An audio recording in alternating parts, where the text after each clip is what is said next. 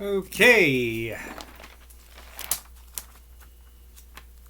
now I'm going to read. We've read the advertisements to the first, second, and third edition.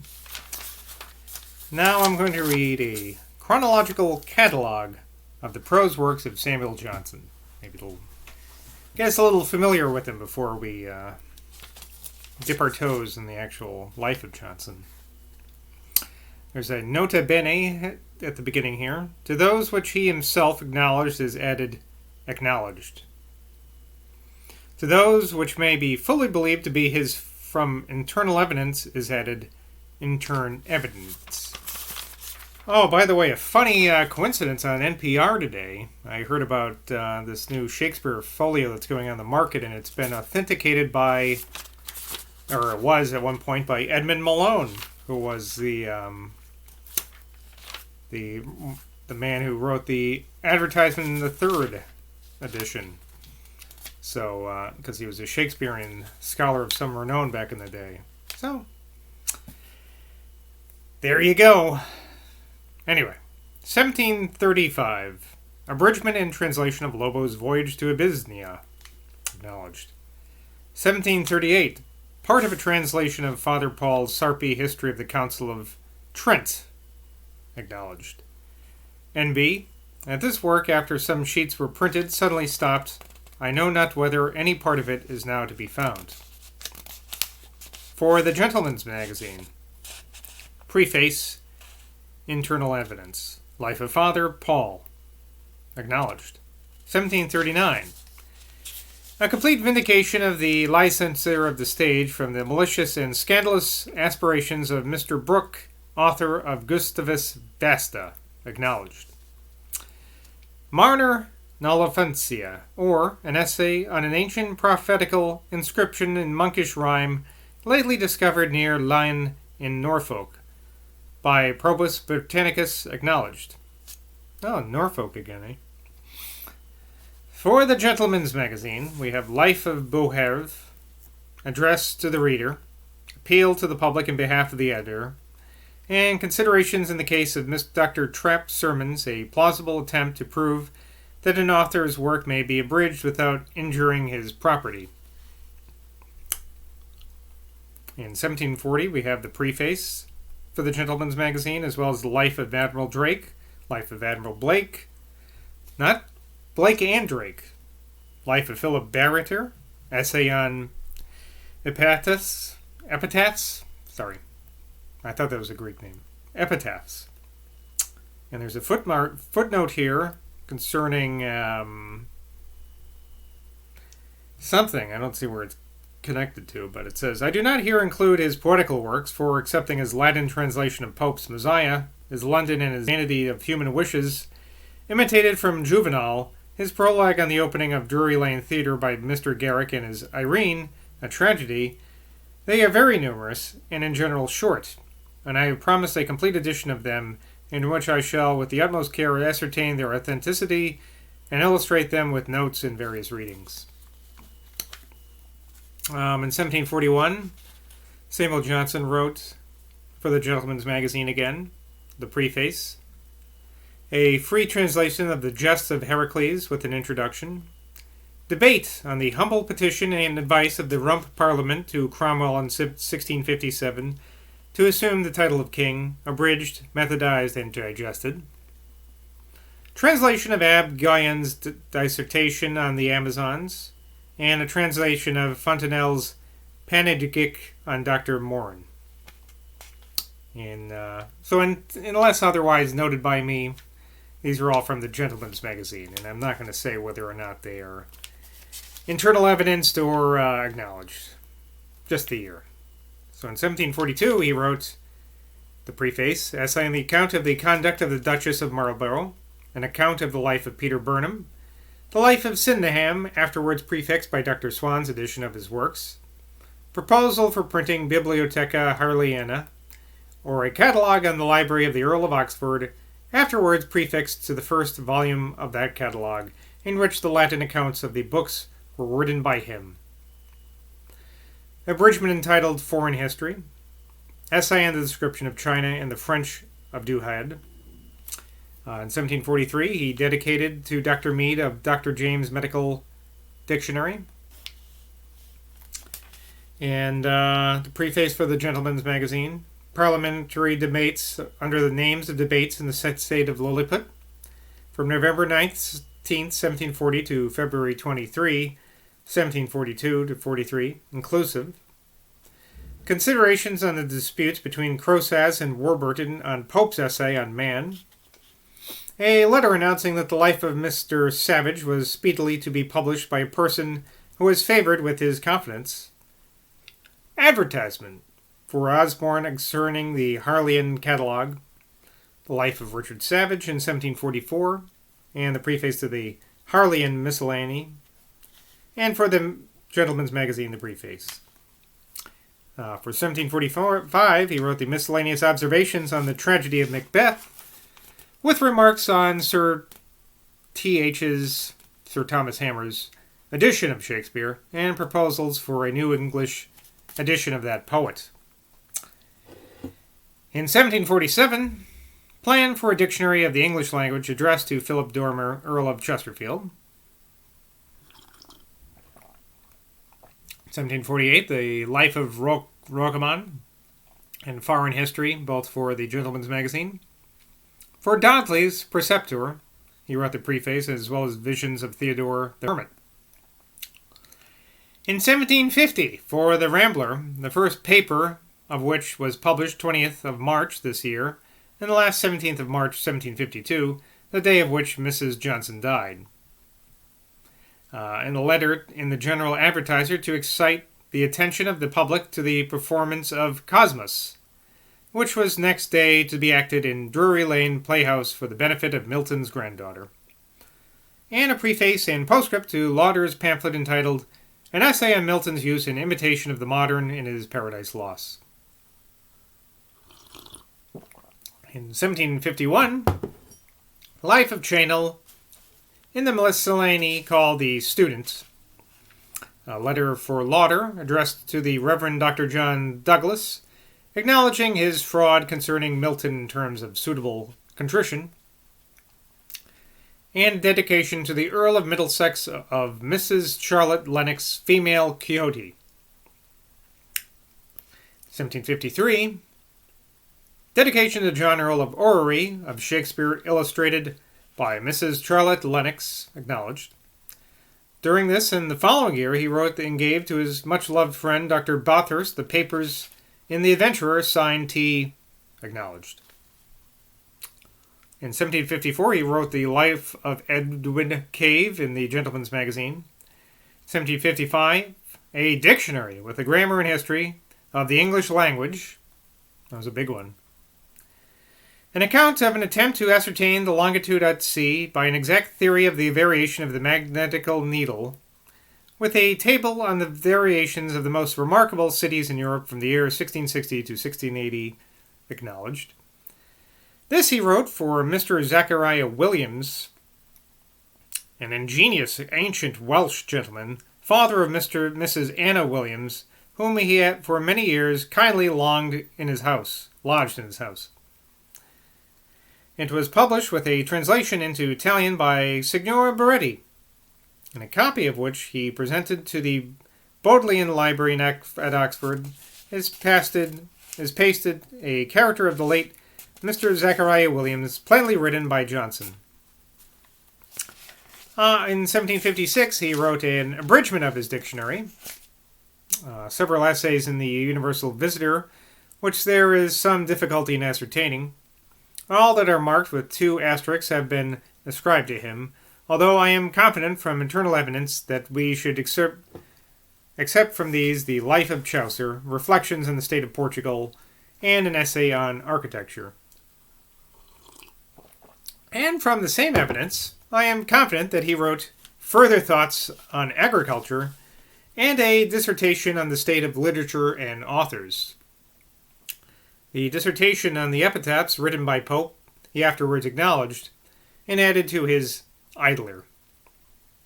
He also wrote a Life of Sir Thomas Browne, prefixed to a new edition of his Christian Morals.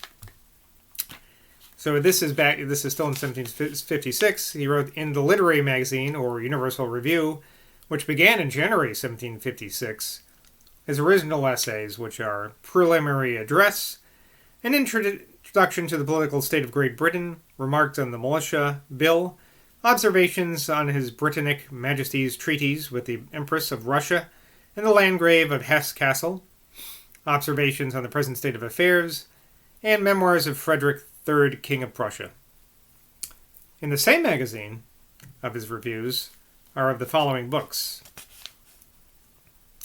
Birch's History of the Royal Society, Brown's Christian Morals, Wharton's Essays on the Writings and Genius of Pope, Volume 1, Hampton's translation of Polybius, Sir Isaac Newton's Argument in Proof of Deity, Boulage's History of the Isles of Scilly, Holmes' Experiments in Bleaching, Brown's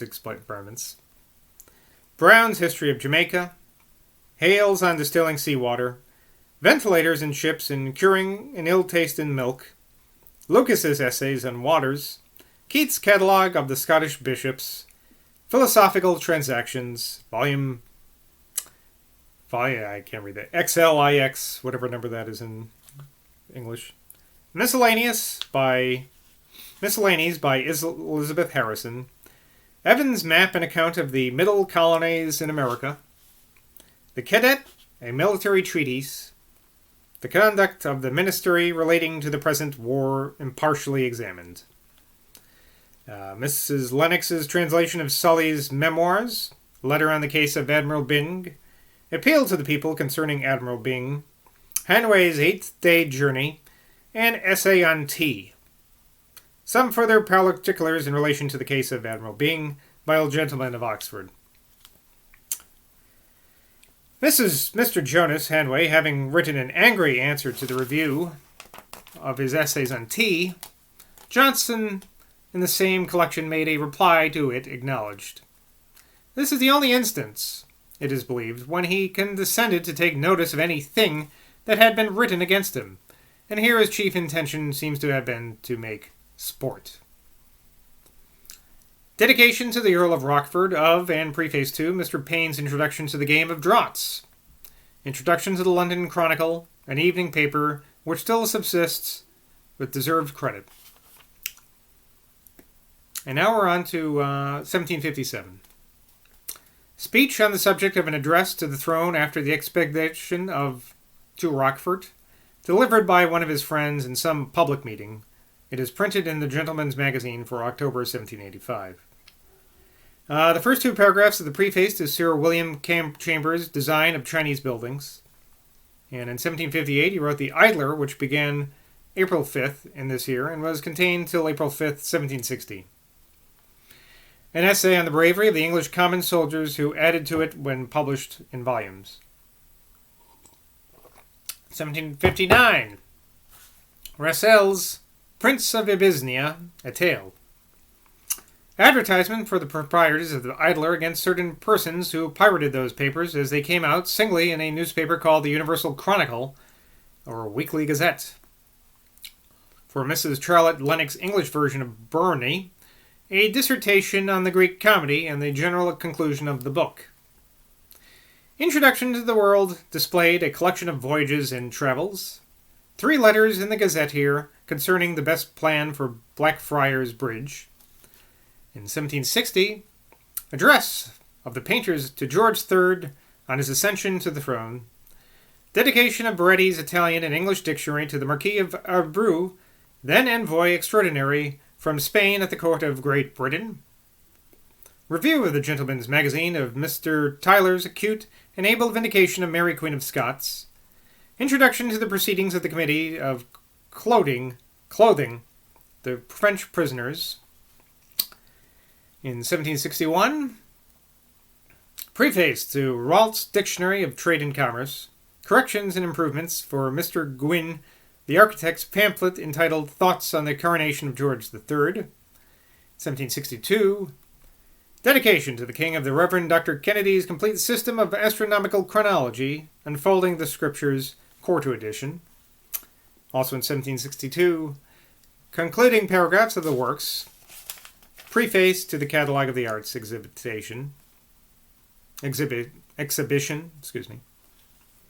1763. Character of Collins in the Political Calendar, published by Fox and Wody. Dedication to the Earl of Shaftesbury of the edition of Roger Ascham's English Works, published by the Reverend Mr. Bennett. The Life of Ascham, also prefixed to that edition. Review of Telemachus, a Masque, by the Reverend George Graham of Eton College, in the Critical Review. Dedication to the Queen of Mr. Hole's translation of Tasso. Account of the dedication of the detection of the imposture of the Cock Lane Ghost. Published in the Newspaper and Gentleman's Magazine. Account of the detection of the imposture of the Cock Lane Ghost. Anyway, 1764, part of a review of Grangier's Sugar Cane, a poem, in the London Chronicle, and a review of Goldsmith's Traveller, a poem, in the Critical Review. In 1765, the plays of William Shakespeare in 8 volumes. 8 volumes with notes. 1766, The Fountain, a fairy tale, in Mrs. Williams' Miscellanies. 1767, Dedication to the King of Mr. Adams' Treatise on the Globes. 1769, he skipped a year there. Character of the Reverend Dr. Zachariah Mudge in the London Chronicle. In 1770, The False Alarm. 1771, Thoughts on the Late Transactions Respecting Falkland Islands. 1772, Defense of a Schoolmaster, dictated to me for the House of Lords. Argument in support of the law of vicious intromission, dictated to me for the Court of Session in Scotland. 1773, Preface to Macbean's Dictionary of Ancient Geography, and the argument in favor of the rights of lay patrons, dictated to me for the General Assembly of the Church of Scotland. By me, I believe we're talking Boswell here. 1774, The Patriot. Not the Mel Gibson movie, I don't think. 1775, A Journey to the Western Islands of Scotland. Proposal for publishing the works of Mrs. Charlotte Lennox in 3-volume quartos. Preface to Baretti's Essays, Lessons in Italian and English. Taxation, No Tyranny, an answer to the resolutions and address of the American Congress. Arguments on the case of Dr. Memis, dictated to me for the Court of Sessions in Scotland. We're almost there. 1775, argument to prove that the Corporation of Sterling was corrupt, dictated to me for the House of Lords. 1776, a big year for my country. Argument in support of the right of immediate and personal reprehension from the pulpit, dictated to me, acknowledged. Proposals for publishing an analysis of the Scotch Celtic language by the Reverend William Shaw, acknowledged. Not a big year for him, I guess. 1777, dedicated to the king of the posthumous works of Dr. Pierce, Bishop of Rochester. Addition to the life of character of that prelate, prefixed by those works. Various papers and letters in favor of the Reverend Dr. Dodd. 1780, so skipping quite a few years there. Advertisement for his friend Mr. Thrale to the worthy electors of the borough of Southwark. And the first paragraph of Mr. Thomas Davies' Life of Garrick. 1781, a busy year.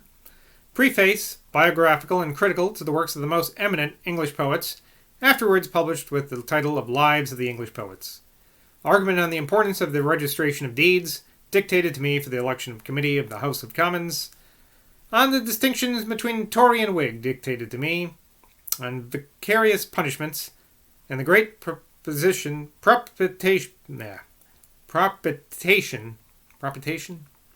for the sins of the world, by Jesus Christ, dictated to me.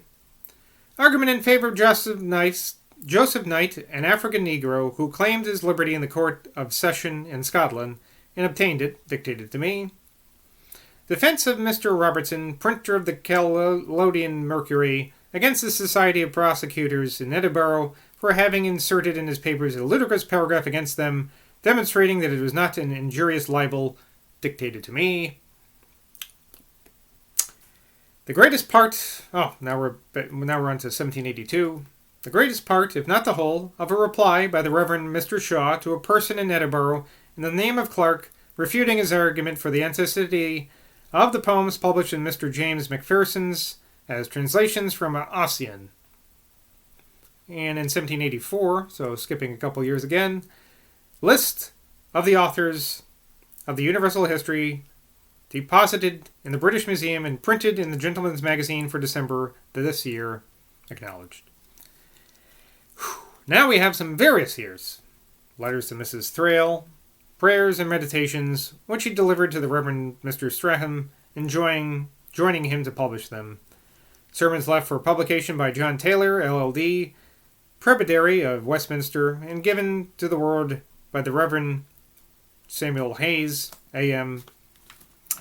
And such was the number and variety of the prose works of this extraordinary man, which I have been able to discover, and am at liberty to mention. But we ought to keep in mind that there must undoubtedly have been many more which are yet concealed. And we may add to that account the numerous letters which he wrote, of which a considerable part are yet unpublished. It is hoped that these persons in these possession they are will favor the world with them. James Boswell. Now a quote from Shakespeare, Henry the VIII, sorry. Act 4, Scene 2. After my death, I wish no other herald, no other speaker of my living actions, to keep mine honour from corruption, but such an honest chronicler as Griffith. And there's a footnote here. See Dr. Johnson's letter to Mrs. Thrale, dated Ostick in Skye, September 30th, 1773. Boswell writes a regular journal of our travels, which I think contains as much of what I say and do as all other occurrences together, for such a faithful chronicle is Griffith. Whew. Well, I guess you could have skipped that section, huh? But I have to be thorough. So, tomorrow, we will begin the life of Johnson, for real. But until next time, bye from Boswell.